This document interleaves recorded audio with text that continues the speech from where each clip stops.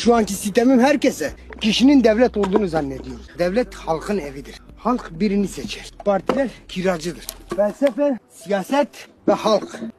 Bu felsefeciler teori üretip siyasetçilere sunmalı. Siyasetçiler halka güzel bir hayat kurmalıdır. Akarsu olarak düşünelim. Eski dönemlerde hukukçular, siyasetçiler ve felsefeciler aynı yerden su içiyordu. Bugün ise siyasetçiler bir üst tarafa gitti su içmeye. Felsefeciler aynı yerinde kaldı. Hukukçular aşağı indi. Bunlar suyu bulandırıyor. Bu pis suyu içiyor, bu daha çok pis su içiyor. Herkesin evinde bir semer vardı ama eşek yoktu. Biz de eşekleri sokakta yakalıyorduk. Üstüne semer vurup çuvallarımızı yükleyip buğdayımızı değirmene götürüyorduk. Sahipsiz eşek yani. Biz şu an sahipsiz eşeğiz. Türkiye'deki işçiler olarak. Kim bizi görüyorsa bizim sırtımıza semer vuruyor. Direneceğimiz yerde bir başkasını eziyoruz. Biz eziliyoruz. Bundan ders çıkaracağımıza kendi alt sınıfımızı eziyoruz.